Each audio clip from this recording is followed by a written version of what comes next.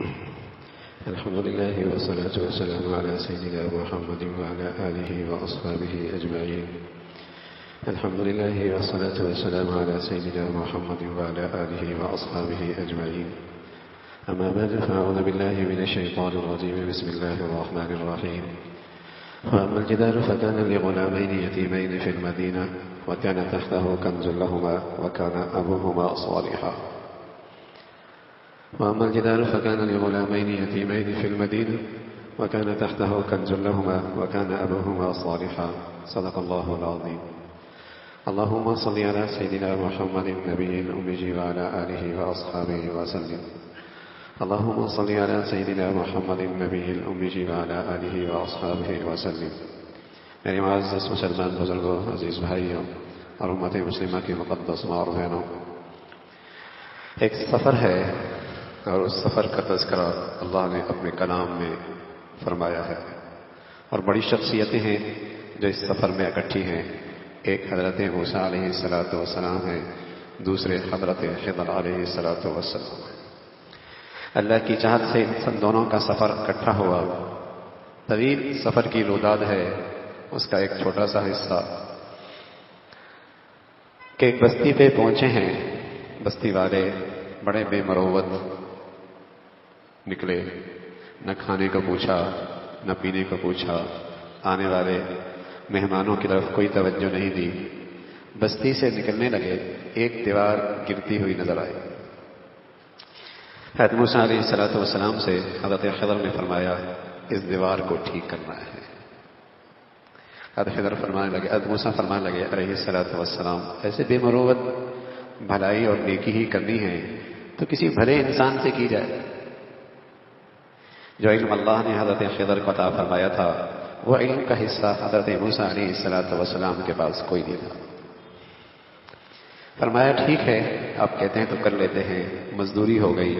ایک پیغمبر دیوار کی چنائی کر رہے، دوسرے پتھر اٹھا رہے، مٹی اٹھائی، گارا اٹھایا، پتھر اٹھائی، دیوار بنائی.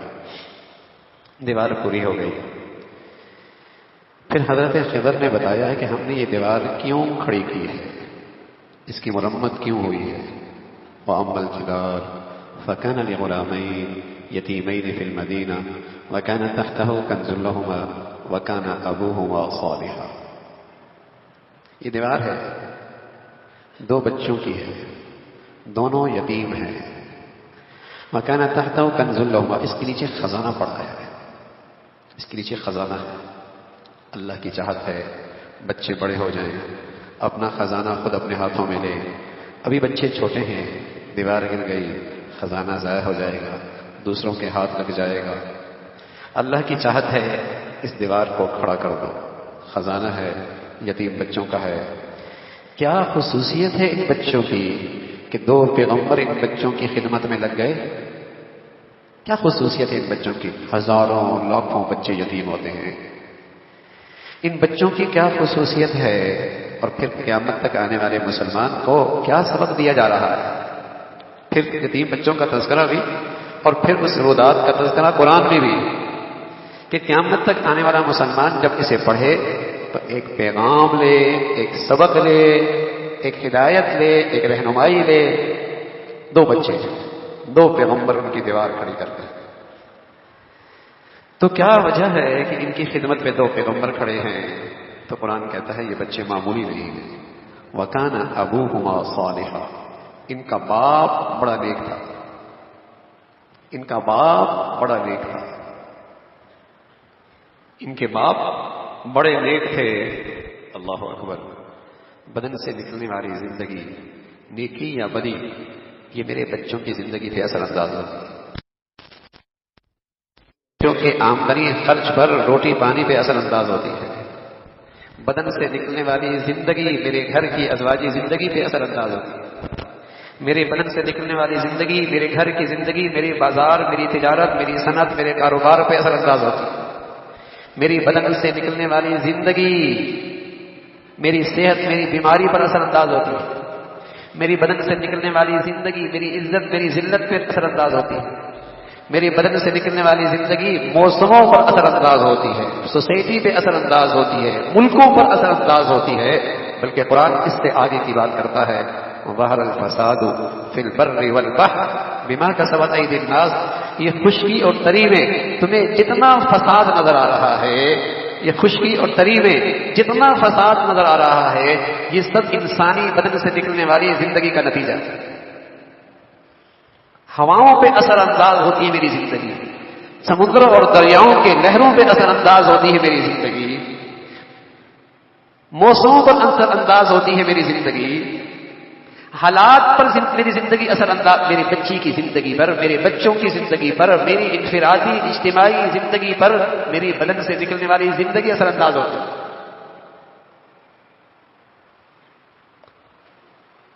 یہ ایک ایسا علم ہے، یہ ایک ایسا علم ہے میرے عزیزو، آج مسلمانوں کا اس علم کے تذکرے مٹ گئے، اس پر یقین ختم ہو۔ یہ علم تو ہے کہ بچوں کے لیے تجوریاں بن لی جائیں، اچھی پڑھائی کر لی جائے، کچھ ان کا کاروبار لگا دیا جائے، کسی جگہ اسے سیٹ کر دیا جائے، وہ خوشحال رہے، ان کی زندگی سنور جائے گی۔ یہ علم بہت عام ہے اور برا نہیں ہے، یہ علم بھی برا نہیں ہے، لیکن اس علم کا رواج بہت ہے۔ لیکن یہ علم کہ اللہ بدن سے نکلنے والی زندگی سے بھی میری بچی کی زندگی سنوار سکتا ہے، بدن سے نکلنے والی زندگی بھی میری بچی کی زندگی سنوار سکتی ہے، بدن سے نکلنے والی زندگی بھی میری زندگی کو خوبصورت بنا سکتی ہے، اس علم کا رواج ختم ہو گیا۔ یعلمون ظاہرا من الحیات الدنیا، یعلمون ظاہرا من الحیات الدنیا، یہ جو زندگی کے ظاہری نقشے ہیں نا، اس علم کا بڑا رواج ہے۔ اس سے ہوتا ہے، اس سے ہوتا ہے، اس سے ہوتا ہے، اس سے بنتی ہے زندگی، اس سے عزت ملتی ہے، ان وسائل سے زندگی سنورتی ہے۔ یہ علم بڑا رواج پا رہا ہے اور اس کے پیچھے بڑی توانائیاں لگ رہی ہیں، لیکن ایک علم اور بھی ہے جس کی خبر اللہ نے دی ہے، جس کی خبر اللہ کے رسول نے دی ہے، جس کی خبر اللہ کا قرآن دے رہا ہے۔ کیا انسانی بدن سے نکلنے والی زندگی، نیکی اور بدی، اس سے بھی عزت اور ذلت کے فیصلے ہوتے ہیں، اس سے بھی کامیابی ناکامی کے فیصلے ہوتے ہیں، اس سے بھی محبتیں اور عداوتوں کے فیصلے ہوتے ہیں، اس پر بھی حفاظت کے فیصلے ہوتے ہیں، اس پر بھی صحت اور بیماری کے فیصلے ہوتے ہیں۔ اللہ کے نبی کہنے لگے تمہاری بدن سے نکلنے والی زندگی کچھ ایسی خراب نکلنے لگے گی کہ تمہارے معاشرے میں ایسی بیماریاں رواج پائیں گی جن کا تمہارے آباء و اجداد نے کبھی نام بھی نہیں سنا ہو۔ بدن سے نکلنے والی زندگی، ہمیں جراثیم سے بیماریوں کا اندازہ ہوتا ہے، ہمیں دوائیوں غلط استعمال کر لی، اس سے بیماریوں کا انداز ہے، موسم خراب ہو گیا، اس سے بیماریوں کو آنا یقینی ہے، لیکن بدن سے نکلنے والی بدی، اس سے بیماریاں فروغ پا جائیں، یہ علم جو اللہ نے دیا ہے، اللہ کے رسول نے دیا ہے، اللہ کے قرآن نے دیا ہے، میرے عزیزو اس کا رواج ختم ہو گیا، اس پر ایمان ختم ہو گیا، اس کا رواج ختم ہو گیا۔ ایک شخص آیا کہنے لگا یا رسول اللہ احب ان یوسع لی رزقی، احب ان یوسع لی رزقی، میں چاہتا ہوں میرا رزق کشادہ ہو جائے۔ ایک علم تو ہے نا کہ 2 دکانیں بنا لو، یہ علم کے رواج میں ہے نا ایک فیکٹری اور بنا لو، یہ علم بھی بہت پھیلا ہوا ہے نا زمین کچھ اور کاشت کے قابل بنا لو، اس علم کو تو فروغ ملا ہے نا کچھ سرمایہ کاری اور کر لو، کچھ آمدنی کے ذرائع اور اختیار کر لو، کچھ اپنے بچوں کو اور اچھی ملازمت پر لے آؤ، رزق بڑھ جائے گا۔ یہ علم رواج میں ہے اور ایک علم اللہ کا رسول دے رہا ہے۔ کہنے لگا یا رسول اللہ احب ان یوسع لی رزقی، یا رسول اللہ میں چاہتا ہوں میرا رزق کشادہ ہو جائے۔ پیارے رسول صلی اللہ علیہ وسلم فرمانے لگے دم علی الطہارہ حتی یوسع لک رزقک، ہمیشہ طہارت کی زندگی گزارو، اللہ تمہارے رزق کی تنگی ختم کر دے گا۔ یہ رواج ختم ہو، اس علم کا رواج ختم ہو، تم طہارت کی زندگی گزارو، گناہوں کی نجاست بھی نہ ہو اور ہمیشہ باوضو رہو، گناہوں کی نجاست بھی نہ ہو، ہمیشہ باوضو رہو، حتی یوسع لک رزقک، اللہ کا پیغمبر ہیں، روئے زمین کے سب سے بڑے سچے ہیں، اور اللہ کے نبی کی زبان سے کہا وہ کہا ہے جو اللہ بتاتا ہے، اور اللہ کے بتانے کے پیچھے اللہ کی قدرت ہے، اللہ کے بتانے کے پیچھے اللہ کی قدرت ہے، جب اللہ دینے پہ آئے تو کون بندش کر سکتا ہے؟ اور بھائی جب وہاں سے بندش کے فیصلے ہو جائیں، ساری دنیا بھی اکٹھی ہو جائے، کوئی اس بندش کو نہیں ہٹا سکتا۔ ان الحکم الا للہ، فیصلہ اکیلے اللہ کا ہے، واللہ یحکم لا معقب لحکمہ، جب وہ فیصلہ کر لے ساری دنیا بھی اکٹھی ہو جائے کوئی اس فیصلے کو رد نہیں کر سکتی۔ للہ ملک السماوات والارض، زمین و آسمان کا وہ اکیلا بادشاہ ہے، اکیلا بادشاہ ہے۔ ما یفتح اللہ للناس من رحمہ فلا ممسک لہا، جس کے لیے رحمتوں کے برکتوں کے دروازے وہ کھول دے کون بند کر سکتا ہے؟ وَإِن يَمْسَسْكَ اللَّهُ بِضُرٍّ فَلَا كَاشِفَ لَهُ، اور جسے وہ پکڑنے پہ آئے کون بچا سکتا ہے؟ وَمَن يُهِنِ اللَّهُ فَمَا لَهُ مِن مُكْرِمٍ، جسے عزت کے نقشوں میں رسوا اور ذلیل وہ کر دے کون عزت دے سکتا ہے؟ يُخْرِجُ الْحَيَّ مِنَ الْمَيِّتِ وَيُخْرِجُ الْمَيِّتَ مِنَ الْحَيِّ، اکیلا وہ ذات ہے جو زندوں سے مردہ پیدا کر دے، مردوں سے زندہ نکال دے۔ ہاں، ایک اللہ کی ذات کا نظام چلتا ہے تو اللہ کے رسول کے کہا کے پیچھے اللہ کا کہا ہے، اللہ کے کہا کے پیچھے اللہ کی قدرت ہے۔ جو اللہ کے رسول نے کہہ دیا، اللہ نے بتا دیا، وہ 100% یقینی ہے، 100% یقینی ہے۔ دم علی الطہارہ حتی یوسع لک رزقک، طہارت کی زندگی گزار لے۔ ومن یتق اللہ یجعل لہ من امرہ یسرا، تیری زندگی سے تقوی نکلے اللہ تیری لیے حالات سنوار دے گا، تیری مشکلیں آسان ہو جائیں گی۔ ومن یتق اللہ یجعل لہ مخرجا، تیری زندگی سے تقوی نکلے اللہ تیری بند راستے، بند دروازے، بند گلیاں کھول دیں گے۔ وَيَرْزُقْهُ مِنْ حَيْثُ لَا يَحْتَسِبُ، روزی وہاں سے دیں گے تیرے وہم و گمان کے اندر بھی نہیں۔ ایک دروازہ بند ہوا اللہ 2 دروازے اور کھول دے گا، ایک راستہ بند ہوا اللہ 2 نقشے اور کھول دے گا، ادھر سے راستہ رکا اللہ وہاں سے عطا فرما دیں گے، وہاں سے دیں گے تیرے وہم و گمان کے اندر بھی نہیں۔ تو بدن سے نکلنے والی زندگی، اس سے میرے بچوں کی زندگی پہ فرق آتا ہے، اس سے میری بچیوں کی زندگیوں پہ اثر پڑتا ہے، اس سے میری ازواجی زندگی اثر انداز ہوتی ہے، اس سے میرے گھر کی زندگی پر اثر پڑتا ہے، اس سے میری صحت بیماری پر نتائج آتے ہیں، اس سے میرے رزق، میرے آمدنی، میرے بازار، میرے کاروبار پہ اس پہ فرق آتا ہے، اس سے میرے ملک، میرے معاشرے اور سوسائٹی پہ حالات آتے ہیں، اس سے خوشی اور تری پہ حالات مرتب ہوتے ہیں۔ یہ علم ہے جو اللہ نے بتایا، یہ علم ہے جو اللہ کے رسول نے بتایا ہے، یہ علم ہے جو اللہ کے قرآن نے بتایا ہے۔ لیکن میرے عزیزو، اس علم کا رواج ختم ہو گیا، اس پر یقین ختم ہو گیا۔ ایک شخص آیا اللہ کے نبی صلی اللہ علیہ وسلم کی خدمت میں، آپ فرمانے لگے من لزم الاستغفار، من لزم الاستغفار جعل اللہ له من كل ضيق مخرجا ومن كل هم فرجا ورزقه من حيث لا يحتسب۔ من لزم الاستغفار جعل اللہ له من كل ضيق مخرجا ومن كل هم فرجا۔ اللہ ہمیں اپنے نبی کی بات پہ یقین نصیب فرما، ہاں اللہ ہمیں اپنے نبی کی بات پہ سچا ایمان نصیب فرما۔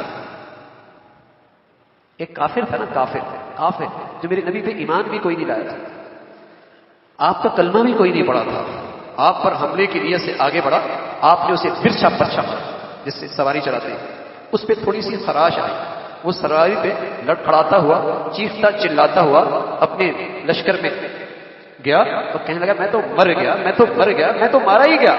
اس نے کہا تم بخت، اتنا بزدل، اتنا بزدل ہوا ہی کیا ہے، چند جسم پہ خراشی ہی تو پڑی ہے، نہیں مرتا، کافر ہے۔ کیا کہتا ہے پتا ہے یہ خراشی کس کے ہاتھ سے لگی ہے؟ یہ وہ شخص ہے جس نے ایک مرتبہ مجھ سے کہا تھا تو میرے ہاتھ سے مارا جائے گا، تو میرے ہاتھ سے مارا جائے گا، آج وہ مجھ پر تھوک بھی دیتا میں مر جاتا۔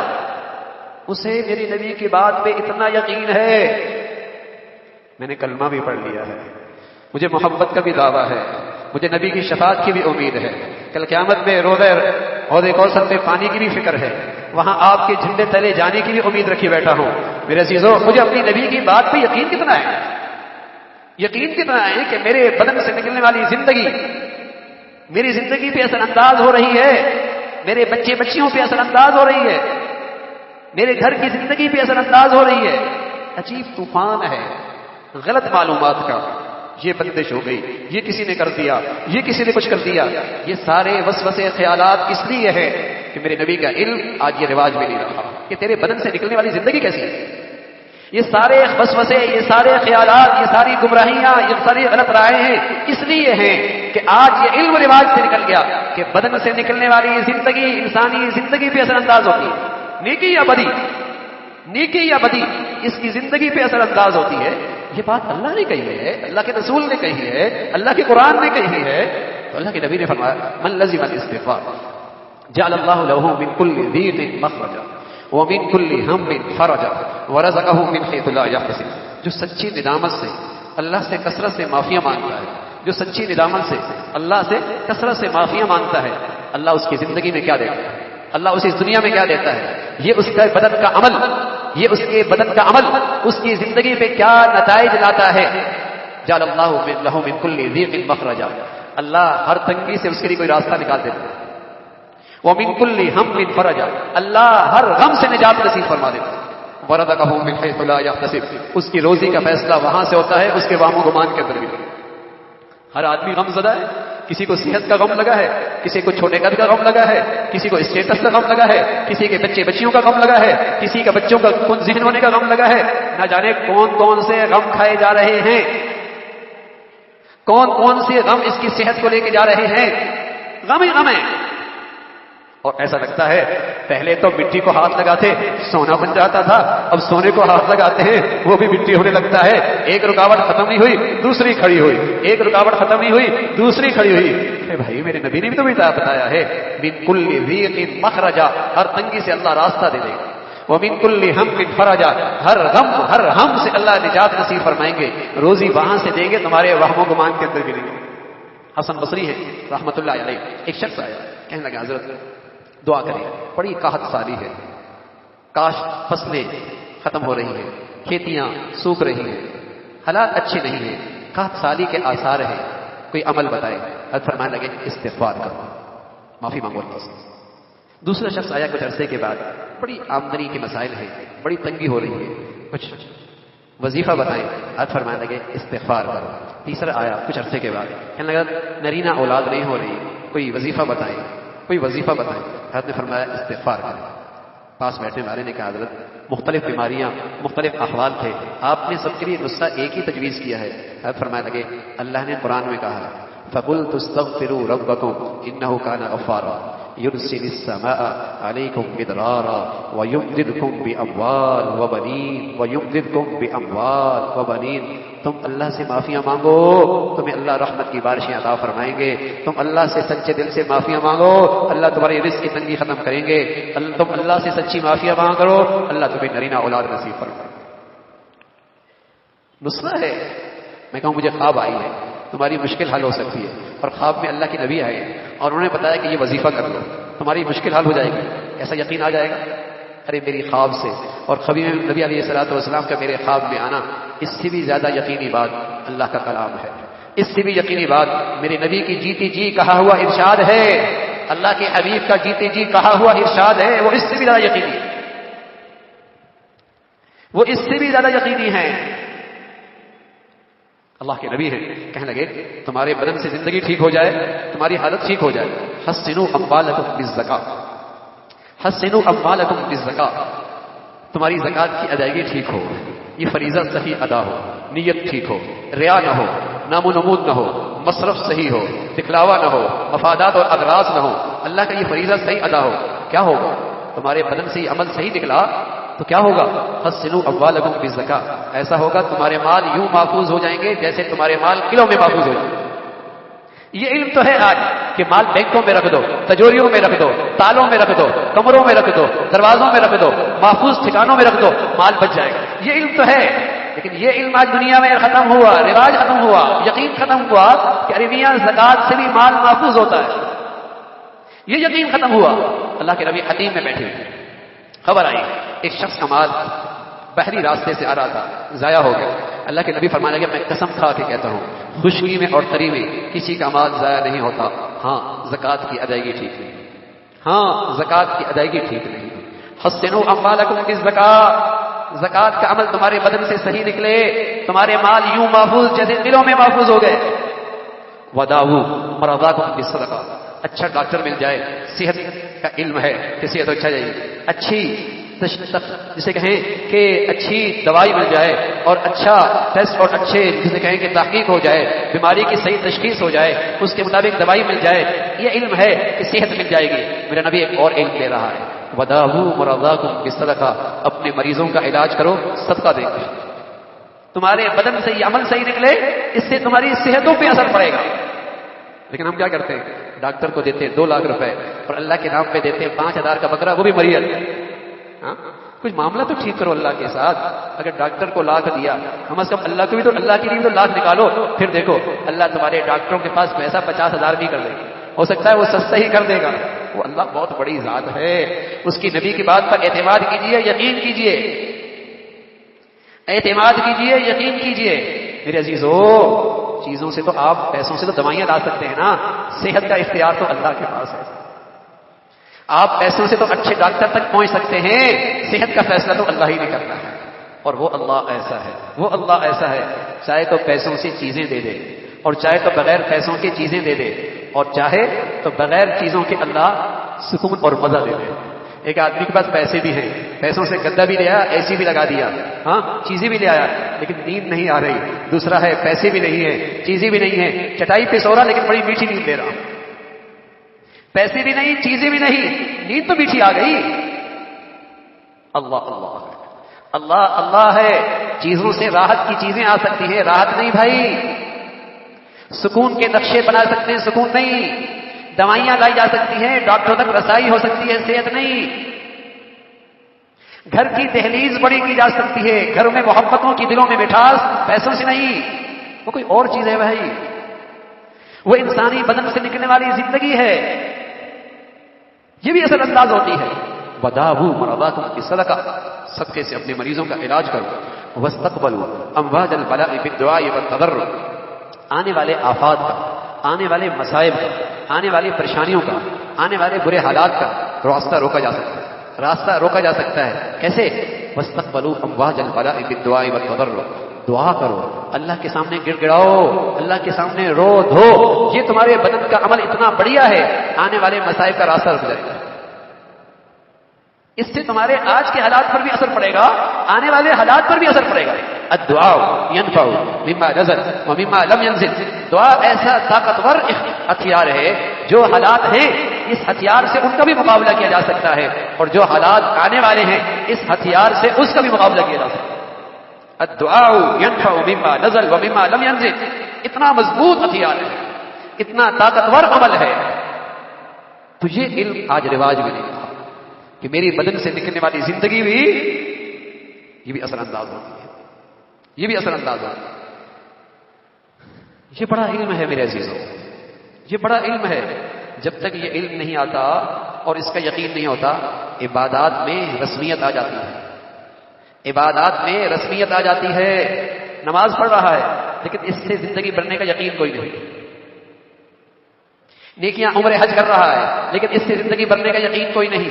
یہی وجہ ہے ایک ہی گھر میں دو متضاد نقشے ہیں. ابا کا نقشہ زندگی کا کچھ اور ہے، بیٹے کا کچھ اور ہے.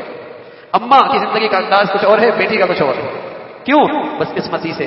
اگر یقین ہوتا کہ بدن سے نکلنے والی زندگی بناتی بھی ہے، بگاڑتی بھی ہے، کبھی اپنے بچوں کی زندگی بربادی کی طرف جاتے کبھی برداشت نہ کرتے.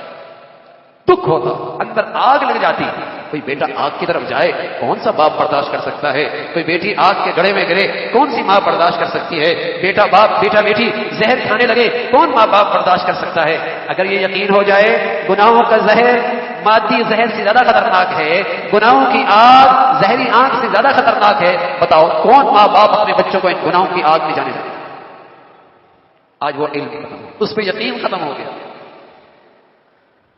یہ علم ہے جو اللہ نے بتایا ہے کہ تمہارے بدن سے نکلنے والی زندگی، اس کا اثر تمہاری زندگی پہ ہے، اس کا اثر تمہاری زندگی پہ پڑتا ہے، تمہارے بچوں کی زندگی پر، تمہاری بچیوں کی زندگی پر.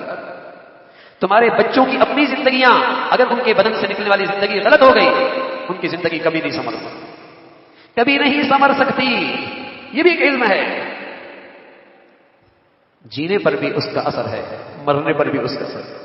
ام حسب الذین نجترحوا السیئات ان نجعلهم كالذین آمنوا وعملوا الصالحات سواء محیاهم ومماتهم ساء ما یحکمون. ایک آدمی خالص نیکی کی زندگی گزار رہا ہے اور ایک آدمی کے بدن سے بدی نکل رہی ہے. اللہ کہتا ہے تمہارا کیا خیال ہے؟ دونوں کا جینا مرنا ایک جیسے ہوگا؟ تمہارا کیا خیال ہے؟ دونوں کا مرنا جینا ایک جیسے ہوگا؟ ایک آنکھوں سے حرام دیکھے اور ایک محتاط رہے، ایک زبان سے حرام بولے، ایک محتاط رہے، ایک لقمہ حرام چن چن کے کھائے، دوسرا حرام کھائے. ایک کی زندگی میں بندگی اور عبادت ہے، دوسرا بالکل ہی غافل ہے. تمہارا کیا خیال ہے؟ دونوں کا جینا مرنا ایک جیسے ہوگا؟ اللہ خود جواب دیتے ہیں ساء ما یحکمون. اگر تم یہ سمجھتے ہو دونوں کا جینا مرنا ایک جیسے ہوگا، بڑا غلط فیصلہ کرتے. بڑا غلط فیصلہ کرتے ہو. ہم نجعل المسلمین کالمجرمین ما لکم کیف تحکمون. فرما بردار اور نافرمان کے ساتھ ہمارا سلوک ایک جیسا ہوگا؟ بڑا غلط فیصلہ ہے یہ. اندھیر نگری نہیں ہے. تو بدن سے نکلنے والی زندگی اثر انداز ہوتی ہے. عبداللہ ابن عباس رضی اللہ تعالیٰ عنہ بہت بڑے آدمی ہیں، اور ان کی خوش نصیبی یہ ہے کہ ان کے علم کے پیچھے اللہ کے نبی کی دعا ہے. ان کے علم کے پیچھے اللہ کے نبی کی خاص توجہ ہے. ان کے علم کے پیچھے اللہ کے نبی کی خاص دعا ہے. اور اس لیے پورے صحابہ کی جماعت میں انہیں امام المفسرین کہتے ہیں. امام المفسر، تفسیر کے امام. اور انہیں بڑی دعائیں ملی. حضور علیہ الصلوۃ والسلام کی خدمت کیا کرتے تھے. خدمت بھی عجیب چیز ہے. اگر اللہ رب العزت نصیب فرما دے تو بس اوقات کسی کی ایسی دعا لگ جاتی ہے کہ اللہ رب العزت راستے کھول دے. دعا بڑی طاقتور چیز ہے، بڑی ہی طاقتور چیز ہے. اور میرے عزیز ہو، دعائیں کرانا بھی اچھی بات ہے نیک لوگوں سے، اللہ والوں سے، اپنے ماں باپ سے. لیکن اس سے بھی اچھی بات کیا ہے؟ کچھ ایسا کر لو کہ ان کا کلیجہ ٹھنڈا ہو جائے اور تمہیں دعائیں کرانی نہ پڑے، بلکہ تمہارے حق میں ان کے دل سے دعائیں نکلنے لگیں. کوئی ایسا کر لو کہ ان کے دلوں سے تمہارے لیے دعائیں نکلنے لگ جائے. کچھ ایسا کر لو. تو یہ سحری کے وقت اٹھتے، مسواک کو نرم کرتے، لوٹے میں پانی لے کے آتے، اللہ کے نبی کے انتظار میں رہتے کہ اٹھتے تہجد میں آپ کو یہ چیزیں پیش کر دوں. ایک دن اللہ کے نبی صلی اللہ علیہ وسلم فرمانے لگے، عبداللہ جی چاہتا ہے تمہارے لیے کوئی دعا کروں، بتاؤ کیا دعا کروں. جی چاہتا ہے تمہارے لیے دعا کروں، بتاؤ کیا دعا کروں. ابھی عمر پختہ نہیں ہے، ابھی عمر بڑی نہیں ہے، اب عمر میں پختگی نہیں ہے، لیکن سبحان اللہ صحبت اچھی مل جائے نا بھائی، صحبت اچھی مل جائے نا، ماحول اچھی مل جائے تو سوچ اور فکر کی پرواز بہت بلند ہو جاتی ہے. سوچ اور فکر میں بڑی پختگی اور اس میں بڑی بلندی آ جاتی ہے. صحبت اچھی مل جائے، اور اللہ نہ کرے صحبت خراب ہو جائے، بوڑھا بھی ہو جائے تو بڑی حماقت کے فیصلے کرتا ہے، بڑی نادانی کے فیصلے کرتا ہے، بڑی نادانی کی اس کی کارگزاری ہوتی ہے. اچھی صحبت سے سوچ اور فکر کی پرواز بہت بلند ہو جاتی ہے. عبداللہ کہنے لگے اللہ کے رسول میرے لیے دعا کریں، اللہ مجھے قرآن کا فہم نصیب فرما دے، اللہ مجھے قرآن کا فہم نصیب فرما دے. یہ دعا ملی ہے. ان کی بات بتا رہا ہوں. ایک دن کہنے لگے ان للحسنۃ ضیاء للوجہ وقوۃ فی البدن وسعۃ فی الرزق ومحبۃ فی قلوب الناس. عبداللہ ابن عباس جن کے علم کے پیچھے اللہ کے نبی کی دعا ہے، جن کو اللہ نے امام المفسرین بنایا ہے، یہ کیا کہہ رہے ہیں؟ نیکی کی طاقت بتا رہے، نیکی کی طاقت، انسانی بدن سے نکلنے والی نیکی، اس کی طاقت بتا رہے. ہاں بھائی یہ نیکی کی طاقت تبھی ہوگی جب خالص ہے. اس لیے کہ مرچوں میں ملاوٹ ہو جائے تاثیر نہیں رہتی، نمک میں ملاوٹ ہو جائے تاثیر نہیں رہتی. ہاں بھائی آگ کے اوپر پانی ڈال دی جائے تاثیر نہیں رہتی. بھائی دوائیوں میں ملاوٹ ہو جائے تاثیر نہیں رہتی. نیکی کی زندگی میں گناہوں کی ملاوٹ ہو جائے تاثیر نہیں رہتی. نیکی بھی کر رہا، بدی بھی کر رہا، نیکیاں بھی ہو رہی، گناہ بھی ہو رہے، اور بس اوقات گناہ اتنے بھاری ہو جاتے ہیں ساری نیکیوں کا صفایا ہو جاتا ہے. مہینوں کی محنت لمحوں میں ضائع ہو جاتی ہے، سالوں کی محنت لمحوں میں ضائع ہو جاتی ہے. نیکی بھی کر رہا ہے، بدی بھی کر رہا ہے. ہاں ملاوٹ ہے. خالص نیکی کی طاقت ان للحسنۃ ضیاء للوجہ وقوۃ فی البدن وسعۃ فی الرزق ومحبۃ فی قلوب الناس.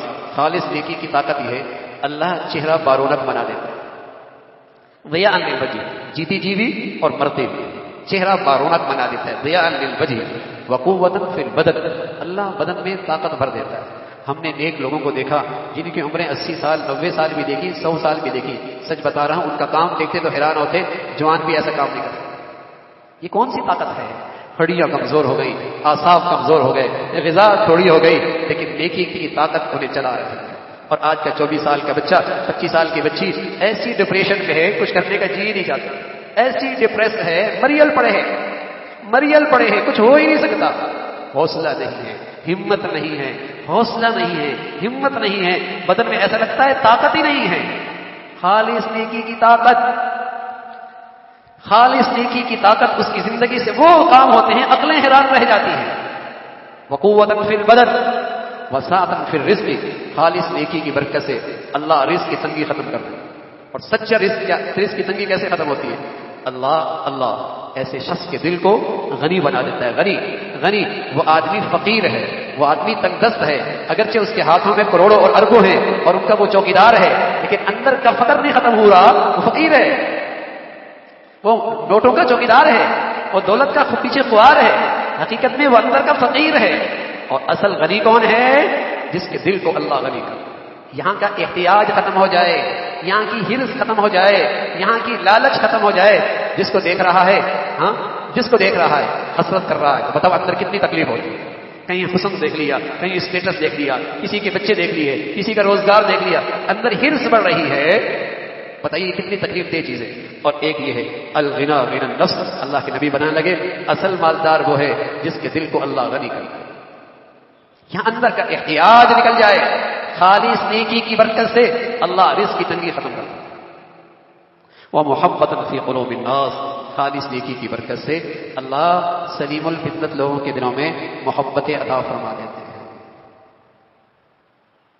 خالص نیکی کی طاقت ہے. بھائی پیسوں سے آپ بہن کو تحفے دے سکتے ہیں، اور پیسوں سے عورت حسن نکھار سکتی ہے، پیسوں سے اپنی بیوی کے لیے جولی لا سکتے ہیں، لیکن ایک دوسرے کے لیے دل میں محبت آ جائے کہ پیسوں سے نہیں. پیسوں سے بیٹے کو گاڑی دلا سکتے ہیں، لیکن باپ کی عظمت دل میں آ جائے پیسوں سے نہیں. پیسوں سے بھاری بھرکم تحفے تحائف دی جا سکتے ہیں، لیکن دلوں میں محبتوں کی مٹھاس پیسوں سے نہیں. کوئی اور چیز ہے بھائی، وہ بدن سے نکلنے والی خالص نیکی ہے. سيجعل لهم الرحمن ودا، سيجعل لهم الرحمن ودا. جب خالص نیکی کی زندگی ہوتی ہے اللہ اسے محبتوں کی فضا نصیب فرما، اللہ اسے محبتوں کا ماحول نصیب فرما دیتے ہیں. جب میرے عزیزوں میرے گھروں سے نیکیوں کو فروغ مل رہا تھا تو گھروں میں محبتوں کی مٹھاس تھی. اور اب حال کیا ہے؟ اب حال کیا ہے بھائی؟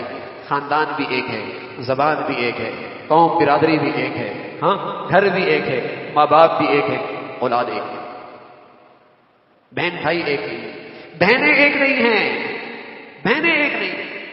عجیب و غریب قسم کی کہانیاں کانوں میں پڑتی ہیں. کہنے لگی گھر میں ہر وقت مار دھاڑ کا حال ہے. میں حیران ہوا، کوئی باہر سے آتا ہوگا، یہ پتہ لگا گھر ہی کے لوگ ایک دوسرے کو روز چیخنا چلانا مارنا دھاڑنا، خونی رشتے. اچھا بیچاری پوچھتی بھی کیا ہے؟ دیکھنا ذرا آپ یہ دیکھ لیں، آپ کچھ دیکھتے ہیں؟ میں نے کہا کیا دیکھتا ہوں؟ کچھ ہمارے بارے میں دیکھ لینا، کوئی ہمارے اوپر اثر تو نہیں ہے، کسی نے کچھ کر تو نہیں دیا؟ میں نے کہا ہاں میں نے دیکھ لیا ہے، یقیناً اثر ہے. ہماری بدن کی زندگی خراب ہو گئی، آج ہمارے اوپر شیطان مسلط ہے. یہی اثر ہے، یہی اثر ہے بھائی. میری بدن کی زندگی خراب ہو گئی، شیاطین ہم پہ مسلط ہیں. اور یہ بات اللہ نے کہی ہے، ہمیں تو قرآن بتاتا ہے نا بھائی. وَنَسُوا حَظًّا مِّمَّا ذُكِّرُوا بِهِ فَأَغْرَيْنَا بَيْنَهُمُ الْعَدَاوَةَ. یہ عداوت کا لفظ اردو میں بھی استعمال ہوتا ہے. فَأَغْرَيْنَا بَيْنَهُمُ الْعَدَاوَةَ. جب یہ ہماری ہدایت سے روگردانی کرتے ہیں ہم انہیں ایک عذاب دیتے ہیں. کیا؟ ان کی محبتیں عداوتوں سے بدل جاتی ہیں. بیٹا باپ کا نہیں، بیٹی ماں کی نہیں، بہن بہن کی نہیں، بھائی بہن کا نہیں. یہ میاں بیوی زندگی کے 40 سال ایک چھت تلے رہ رہے، اللہ کی نافرمانیاں سر چڑھ کے بولنے لگی، آج وہ محبتیں نفرتوں سے بدل گئی. فَأَغْرَيْنَا بَيْنَهُمُ الْعَدَاوَةَ. قرآن ہے، لیکن چونکہ اس علم کا رواج نہیں، اس علم کا رواج نہیں تو دوسرے منفی خیالات آتے ہیں. کسی نے کچھ کر دیا ہو، کسی کی نظر لگ گئی ہوگی، کوئی اثرات ہو گئے ہوں گے. ارے میاں بدن کی زندگی تو دیکھ لو. فَأَغْرَيْنَا بَيْنَهُمُ الْعَدَاوَةَ. سزا ملتی ہے، محبتیں نفرتوں سے بدل جاتی ہیں. اس کی بھی زندگی پہ اثرات ہیں. تو محبتیں اللہ نصیب فرما دیتا ہے. سَيَجْعَلُ لَهُمُ الرَّحْمَنُ وُدًّا. محبتوں کی زندگی میں تو بدن سے نکلنے والی زندگی اثر انداز ہو. اور بھائی زندگی نیکی کی ہے کیا؟ یوں تو یہ بھی نیکی ہے کسی کو خندہ پیشانی سے مل لو، یہ بھی نیکی ہے راستے سے تکلیف دہ چیز ہٹا لو، یہ بھی نیکی ہے. لیکن خالص نیکی جسے قرآن تقویٰ کہتا ہے، اور جس تقوی پر قدم قدم پہ اللہ کی طرف سے انعامات اور رحمتیں اور برکتوں کا قرآن میں تذکرہ ہے، وہ کیا ہے؟ ایک شخص آیا حضور علیہ الصلوۃ والسلام کی خدمت میں، کہنے لگا یا رسول اللہ احب ان اکون اعبد الناس. یا رسول اللہ میں چاہتا ہوں میں سب سے بڑا نیک بن جاؤں. آپ نے یہ نہیں بتایا اتنے وظائف پڑھ لو، اتنے نفلی روزے رکھ لو، اتنے حج عمرے کر لو، اتنے نوافل پڑھ لو، رات بھر جاگنا تمہارے لیے ضروری ہے، تب بزرگی آئے گی. فرمایا نا سب سے بڑے نیک بننا چاہتے ہو؟ فرمایا اتق المحارم، اتق المحارم تکن اعبد الناس. حرام سے بچ جاؤ، سب سے بڑے نیک بن جاؤ. میری آنکھ حرام نہ دیکھے، میرے کان حرام نہ سنے، میری زبان سے حرام بول نہ نکلے، میرے منہ میں لقمہ حرام نہ جائے، میرا گوانا میرا اکٹھا کرنا حرام نہ ہو، میرے گھر کی دہلیز میں کوئی اللہ کا حکم نہ ٹوٹے، میری معاشرتی اجتماعی انفرادی زندگی میں اللہ کی نافرمانی نہ ہو. حرام سے بچ جا، سب سے بڑا نیک بن جائے. اتق المحارم تکن اعبد الناس. حرام سے بچ. تو میرے عزیزو یہ جو تقوی کی نیکی ہے نا، یہی وہ تقوی کی نیکی ہے جس کے لیے اللہ اس امت کو رمضان دیتا ہے. یہی وہ تقوی کی نیکی ہے جس کے لیے اللہ یہ رمضان دیتا ہے، جس کے لیے اللہ یہ رمضان دیتا ہے. کتنا کریم مولا ہے، ہماری کمزوریوں سے بھی واقف ہے، ہماری نالائکیوں سے بھی واقف ہے، ہماری نادانیوں سے بھی باخبر ہے، لیکن کریم مولا اپنا فضل فرماتے ہیں. یہ رمضان کی گھڑیاں ایسی عطا فرما دیتے ہیں ہم جیسے کمزوروں کے لیے بھی حوصلہ مل جاتا ہے. کہاں پورے سال قرآن پڑھنا مشکل ہوتا ہے، رمضان آتا کئی قرآن ختم ہو جاتے ہیں. ہم جیسوں کے لیے 2 رکعت نفل پڑھنا مشکل ہے اور سبحان اللہ 20 تراویحاں قرآن کی تلاوت مزے لے کے سن رہے ہوتے ہیں. ہم جیسوں کے لیے فجر پڑھنا مشکل ہوتا ہے، سحری کی برکت سے تہجد کی توفیق ہو جاتی ہے. ہاں میرے عزیزو، یہ موسم بہار آ رہا ہے، رب کی رحمت کا شامیانہ تن ابھی لگنے والا ہے. کیا ہے اس میں دولت؟ تقوی کی دولت حاصل کر لو. یہ تقوی کی نیکی لے آؤ، بچوں کی زندگی بھی سنور سکتی ہے، بچیوں کی زندگی بھی سنور سکتی ہے، میرا گھر بھی سنور سکتا ہے، میرے گھروں میں محبتوں کی مٹھاس آ سکتی ہے، میری موت بھی اچھی ہو سکتی ہے، میری زندگی بھی خوبصورت ہو سکتی ہے. تقوی کے لیے رمضان آیا ہے اور ایسی تربیت کروائی، حلال کھانا بھی نہیں، حلال پینا بھی نہیں، وظیفہ زوجیت حلال ہے یہ بھی نہیں کرنا روزے میں، تاکہ اتنی تربیت ہو جائے جب حلال سے رک جائے گا، جب حلال سے رک جائے گا اللہ کا کہنا مان کر، تو پھر اللہ کے کہنا مان کر حرام سے بچنا آسان ہے. جب حلال سے رکنا آسان ہو جائے گا اللہ کا کہنا مان کر، تو پھر حرام سے بچنا آسان ہے. تو رمضان آیا ہے بھائی یہ نیکی کی زندگی یاد دینے کے لیے، خالص نیکی کی زندگی، تقوی کی زندگی. نماز تو ہوتی ہے، صدقے بھی ہوتے ہیں، ہاں کچھ خیرات بھی سال بھر ہو جاتی ہے، کچھ نوافل بھی ہو جاتے ہیں، کچھ وظائف بھی ہو جاتے ہیں، لیکن رمضان آگے کی چیز دینے آیا ہے. رمضان آگے کی چیز دینے آیا ہے. بھائی گھر ایسا کر لو، اپنا ماحول ایسا کر لو، اپنا کاروبار ایسا کر لو، اپنی غمی خوشی ایسی کر لو، اپنی زندگی ایسی کر لو کہ یہاں کہیں اللہ کا حکم نہ ٹوٹنے پائے، کہیں اللہ کا حکم نہ ٹوٹنے پائے. اس خالص نیکی کی برکتیں دنیا میں بھی دیکھو گے، آخرت میں بھی دیکھو گے. یہ رمضان اس لیے آیا ہے اور رحمت کا شامیانہ کرنے والا ہے.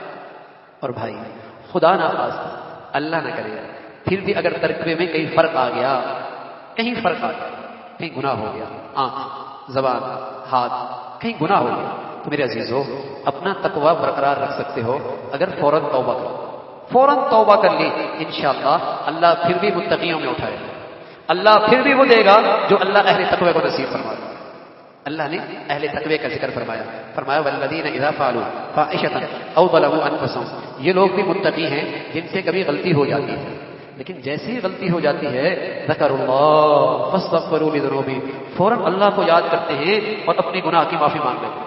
ولم یصروا علی ما فعلوا، اپنی کیے پہ اصرار نہیں کرتے، اپنی غلط کام پر اصرار نہیں کرتے، اپنے گناہ پہ اصرار نہیں کرتے. یہ بھی متقی ہے، یہ بھی متقی ہے. اور متقی لوگوں کے لیے کیا انعام ہے؟ انما یتقبل اللہ من المتقین، میں نیکیوں تو اہل تقوی کی قبول کرتا ہوں. یوں 1000 آدمی روزے رکھے لیکن ایک آدمی متقی ہو، اس کی روزے کی قیمت بقدر تقوی لگے گی. لاکھوں آدمی حج کر لے لیکن ہر آدمی کے حج کی قیمت بقدر تقوی لگے گی. لاکھوں آدمی نماز پڑھ لے، ہر آدمی کی نماز کی قیمت بقدر تقوی لگے گی. جتنا تقوی بڑھیا ہوگا اتنا ہی اس کی نیکی کا وزن بڑھیا ہوگا. انما یتقبل اللہ من المتقین، میں نیکیوں تو اہل تقوی کی قبول کروں. تو اللہ رب العزت یہ مبارک ماحول دے رہا ہے. میرے عزیزو، میرا اور آپ کا پیارا حبیب اس ماحول کی کتنی قدر کرتے، مہینوں پہلے دعاؤں میں لگ جاتے. اللہم بارک لنا فی رجب و شعبان وبلغنا رمضان. اے اللہ میرے رجب میں اور میرے شعبان میں برکت دے دے اور مجھے رمضان کا مبارک مہینہ نصیب فرما. مہینوں پہلے رمضان کی انتظار ہوتی تھی. کوئی دولت ملنے والی ہے نا بھائی، کوئی خزانہ ملنے والا ہے نا، کوئی اللہ کی طرف سے خاص برکتیں رحمتیں ملنے والی ہیں. مسلمانوں میں رمضان کا بڑا احترام ہوا کرتا تھا، بڑا احترام ہوا کرتا تھا. بلکہ مسلمانوں میں جب رمضان کا احترام ہوا کرتا تھا، ہندو بھی مسلمانوں کے رمضان کا احترام کرتے تھے. ہندو کو بھی جرت نہیں ہوتی تھی کہ مسلمانوں کے سامنے رمضان میں کچھ کھا پی لیں.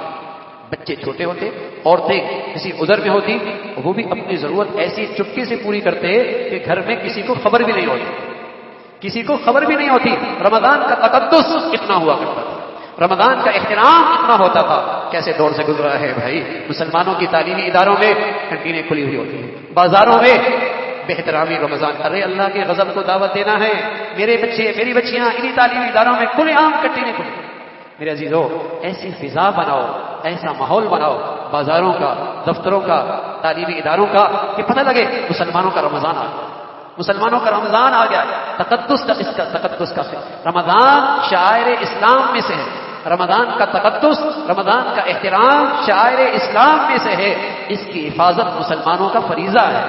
کوئی ایسا نہ ہو کہ مسلمانوں کے ہاں گلیوں میں، بازاروں میں کھاتا پیتا نظر آئے۔ مسلمانوں کا جب اسلام اجتماعی زندگی کے اندر بھی تھا، ایسا شخص قابل تہذیب تھا، کوڑوں کے قابل تھا، اسے سزا ملتی تھی، اس لیے کہ یہ اسلام کے اس شرائع کی توہین کر رہا، بے ادبی اور بے احترامی کر رہا۔